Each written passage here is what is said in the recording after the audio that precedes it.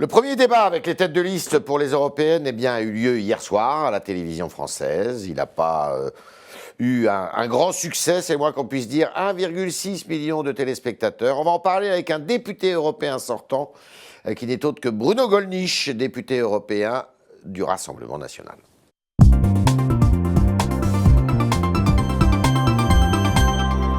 Bruno Gollnisch, bonjour. Bonjour. Vous avez regardé la prestation télévisée de monsieur Jordan Bardella, qui est la tête de liste du Rassemblement national. Je l'ai trouvé brillant, à l'aise, percutant, ouais. Oui, absolument. Il incarne le renouveau pour vous au Rassemblement national? Écoutez, je pense qu'il incarne la continuité de nos convictions, j'espère, tout autant que le renouveau, bien évidemment. Il devra acquérir évidemment l'expérience de ces institutions, de ces mécanismes complexes, mais il en est parfaitement capable et il en a compris l'essence en tout cas. Il pourrait prendre conseil auprès de vous. 6 mandats consécutifs au Parlement européen, depuis la création du Parlement. Oui, mais mon collègue britannique et espagnol m'ont dit que c'était le maximum de la peine encourue pour les crimes les plus graves dans le droit pénal de leurs pays respectifs. D'accord. Alors je préfère demander ma libération dans ces conditions. Non, vous étiez candidat pour J'étais candidat pour conduire la liste. Mais alors, pourquoi vous êtes... ça ne s'est pas fait. Ça ne s'est pas fait, peut-être...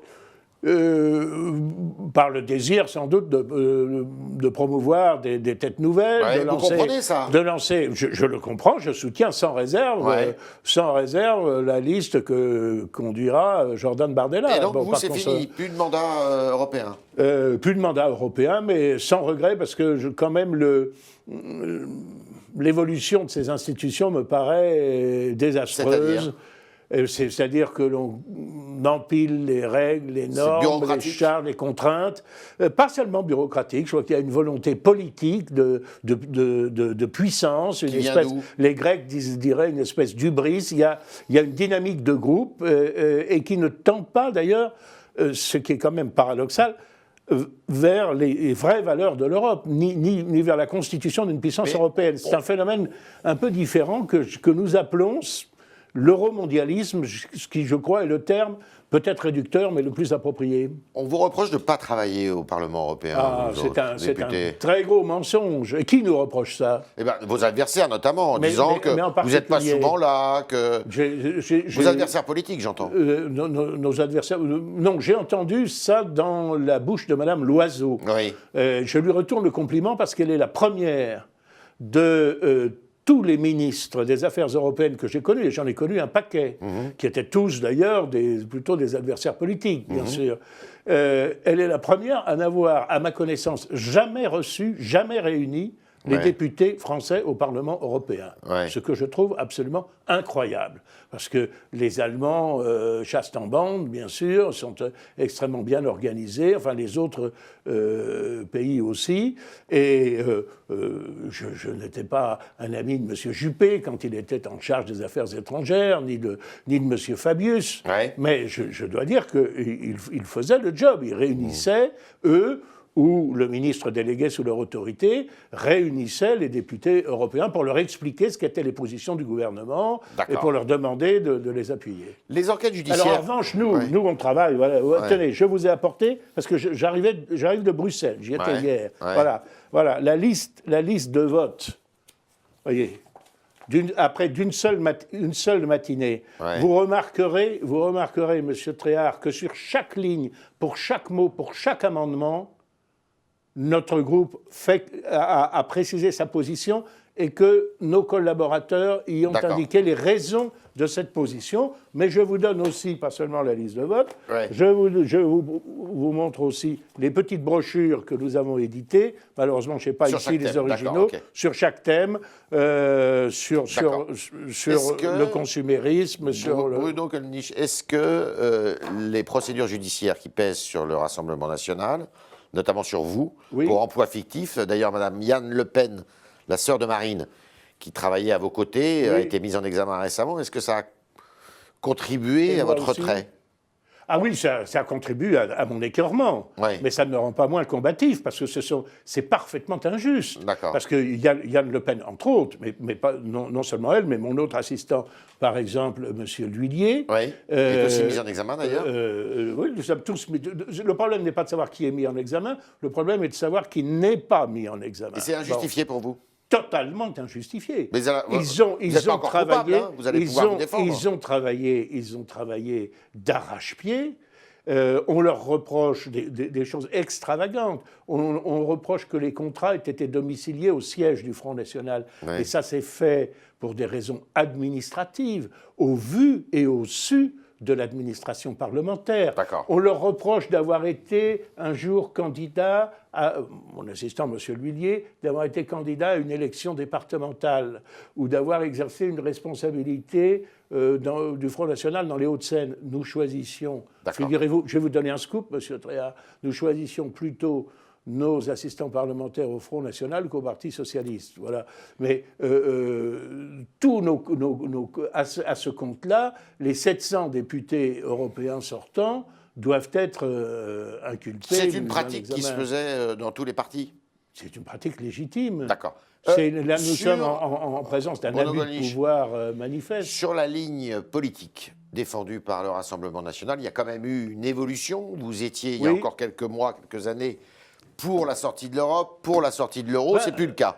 On n'a jamais été, là je le sais, puisque j'étais chargé de l'argumentaire, on n'a jamais été pour la sortie de l'Europe en tant que telle. On a été pour la renégociation des traités. Mais d'abord pour la sortie de l'euro.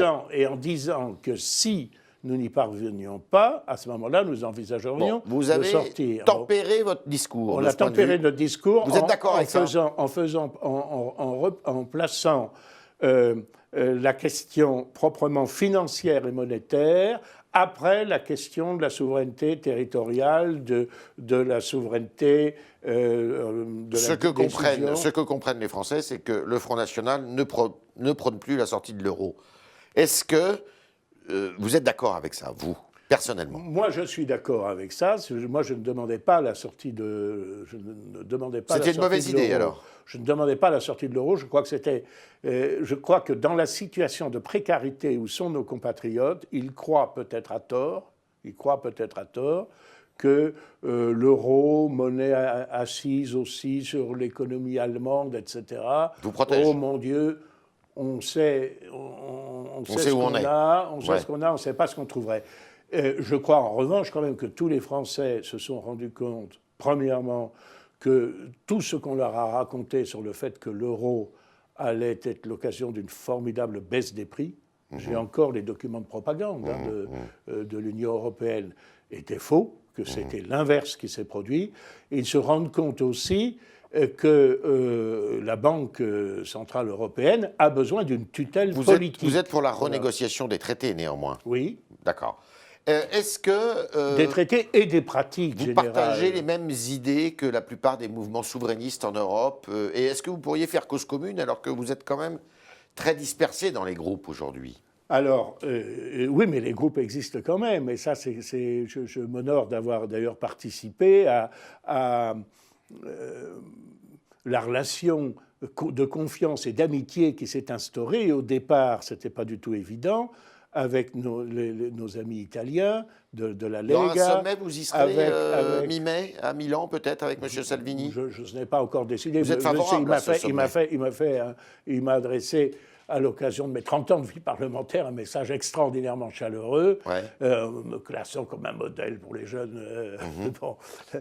Est-ce que vous pouvez, est-ce qu'à votre avis, les souverainistes... Les Autrichiens, pareil. Nous avons le groupe que présidait Marine Le Pen et que co-préside aujourd'hui Nicolas Bay, est un groupe qui comprend 8, 9, 10 nationalités. Et je pense qu'il va pouvoir... Vous pourrez être une minorité de blocage? Vous n'y serez plus, mais est-ce que ces souverainistes pourront être une minorité de blocage? J'espère même. Ils peuvent avoir la majorité à l'Assemblée?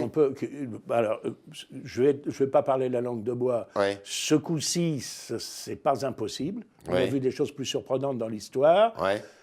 mais c'est quand même pas gagné d'avance. Vous arriverez en mais tête si en les France. si les citoyens comprennent, n'est-ce pas, il y a beaucoup de nos concitoyens croient que en boycottant l'élection européenne, ils condamnent le système.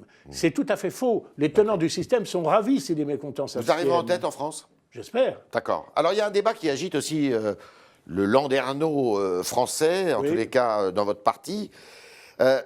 On vous a connu favorable à la proportionnelle. Oui. Et aujourd'hui, il y a des voix pour dire, bah non, le système majoritaire à un tour, ça nous convient très bien pour le Front National, le Rassemblement National. En tout cas, tout nous convient plutôt que le système actuel. Ouais.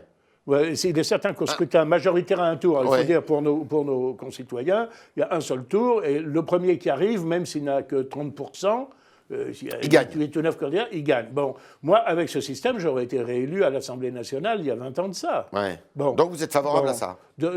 Moi, je suis davantage favorable à la proportionnelle. Oui. Parce qu'il n'y a pas que le Front National. Je pense que la proportionnelle permettrait la représentation de tous les courants d'opinion dans ce que l'on appelle encore la représentation nationale, c'est-à-dire le Parlement, qui doit servir à ça. Alors on me dit, oui, mais ça rend difficile la constitution de majorité. Je pense qu'il suffit d'un correctif que l'on a dans la Constitution allemande, que l'on a eu... Non, pas même. Que l'on a dans la Constitution allemande, que l'on a eu dans les régions en 1998, c'est-à-dire qu'on ne puisse plus renverser un gouvernement simplement par le vote d'une motion de censure, mais qu'il faille s'entendre sur le nom du prochain Premier ministre. D'accord. Autrement dit, ça éviterait la conjonction des temporaires de majorité de circonstances qui ne s'entendent que pour renverser un gouvernement. Ça serait aussi pour gouverner. Voilà. D'accord. Vous avez vu, le Conseil constitutionnel a invalidé une partie de la loi dite anti-Casser en disant que le préfet n'a pas la possibilité d'interdire à quelqu'un qui a déjà été pris pour casseur dans une manifestation de retourner à une manifestation. Ça vous satisfait? C'est pas exactement. Oui, c'est pas exactement ça. Quelqu'un qui a déjà été pris pour casseur dans une manifestation pourrait se voir imposer des interdictions, mais par l'autorité judiciaire. Oui, mais bien sûr, mais pas par l'autorité préfectorale. Pas par l'autorité préfectorale. C'était un peu couru d'avance. Hein. Vous êtes satisfait de ça? L'article 3, ça me paraît conforme à nos institutions qui font de l'autorité judiciaire, laquelle n'est pas toujours à la hauteur de sa responsabilité, mais c'est une autre affaire, le garant des libertés publiques. On est avec Bruno Gollnisch, député européen du Rassemblement National, et Jean-Baptiste Semerjian nous rejoint dans le studio pour poser vos questions, chers internautes.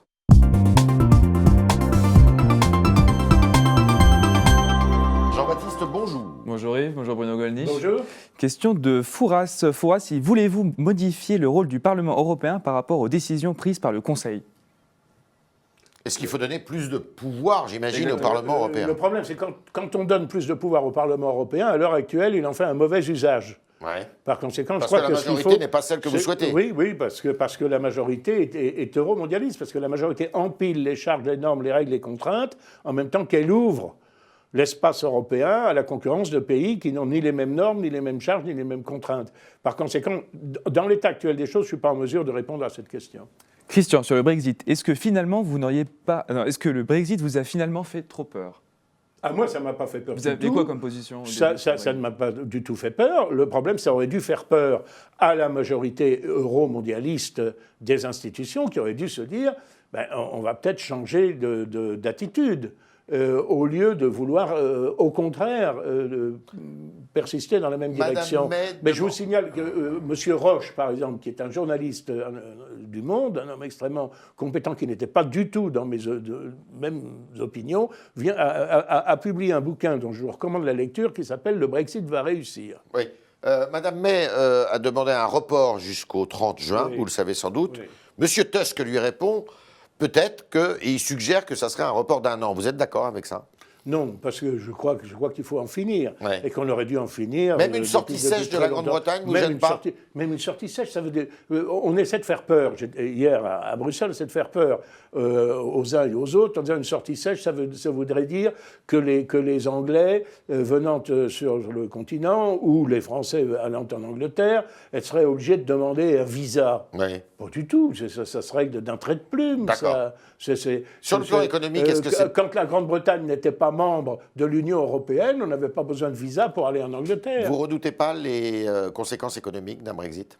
Non, je ne les redoute pas. Ni pour la Grande-Bretagne, ni pour l'Europe? Écoutez, on annonçait des catastrophes boursières. Les pêcheurs ne sont pas contents en France.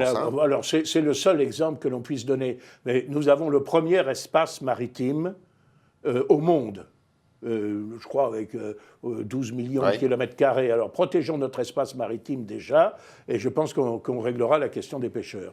Question de Lalou sur Figaro Live. Vous qui défendez les valeurs traditionnelles, que diriez-vous aux électeurs séduits par le profil de François-Xavier Bellamy?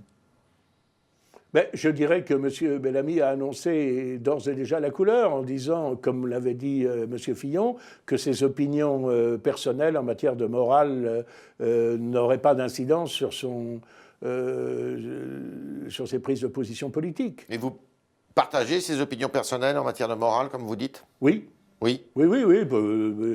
Est-ce que c'est un concurrent, par exemple, dans le cadre de ces élections européennes? On voit que dans les sondages, il y a un frémissement pour les Républicains. Il est certain que M. Wauquiez, qui représente une formation politique qui a laissé passer toutes sortes de réformes qui ont conduit quand même à la destruction ou à tout le moins à l'affaiblissement de la famille, des valeurs essentielles comme l'accueil de la vie ou autres, et qui ne sont jamais revenus sur les politiques de gauche, mettent en avant M. Bellamy dans l'espoir d'attirer l'électorat, leur électorat qui a été déçu, voire outré par cette attitude. Vous redoutez que M. Bellamy vous retire des voix? Je redoute qu'une chose, comme en dépit de mon nom germanique, je suis un Gaulois, donc je redoute surtout que le ciel me tombe sur la tête, mais je pense que M. Bellamy a été mis sur orbite pour cela. D'accord. Pour Gabin, ceux qui diabolisaient le Front National déroulent aujourd'hui le tapis rouge pour le Rassemblement National. C'est une bonne nouvelle pour vous? La dédiabolisation? J'ai toujours considéré la diabolisation comme injuste, mais j'ai toujours été hostile au fait que nous fassions la moindre concession. Et vous avez changé de nom. Vous n'étiez pas favorable au changement de nom? Non, je n'étais pas favorable au changement de nom. Et aujourd'hui, qu'est-ce que vous en dites? Je crois que notre progression tient au fait que nos analyses et nos solutions sont de plus en plus admises dans l'opinion, pas tellement par le changement de nom. Le commentaire sur Figaro Live, espérez-vous le retour de Marion Maréchal Le Pen? Oui, mais je ne voudrais pas l'y forcer. Je pense qu'il est assez courageux que cette jeune femme ait pris sa défense à l'égard de certaines critiques. Je trouve qu'il est courageux qu'elle ne se soit pas projetée dans l'avenir comme une politicienne à vie, si j'ose dire, et qu'elle ait eu à cœur de montrer ce qu'elle pouvait faire dans un autre domaine. Est-ce que vous vous sentez plus proche philosophiquement de Marion Maréchal Le Pen ou de Marine Le Pen? Ça dépend quel aspect de la philosophie vous englobez. Non, mais politiquement, alors pour faire politiquement, je pense que Marine Le Pen a tout à fait les capacités pour conduire une formation politique telle que la nôtre. Une feuille de papier cigarette entre elle et mais vous. sur les questions dites de société, j'ai cru comprendre que Marion Maréchal Le Pen était plus proche des convictions qui me sont chères. Qui sont les vôtres. D'accord. Une dernière question sur le débat d'hier. Lors du débat d'hier, tous les candidats ont défendu l'humanisme au service des migrants. Qu'en pensez-vous? Mais ça veut dire quoi, l'humanisme au service des migrants? Je ne suis pas insensible à la misère du monde, mais je pense qu'en laissant croire à ces malheureux qui vont trouver un Eldorado dans nos pays, qui ne sont pas plus en mesure de le leur offrir, on aggrave la crise et on aggrave les noyades en Méditerranée. Et l'Australie, qui a une politique très ferme, eh bien, a mis fin précisément à ces drames. Vous êtes pour une politique d'immigration zéro? Je suis pour inverser le courant. C'est pas tout à fait. C'est-à-dire qu'il y aura toujours des étudiants étrangers, des diplomates, des journalistes étrangers qui viendront, des hommes d'affaires, etc.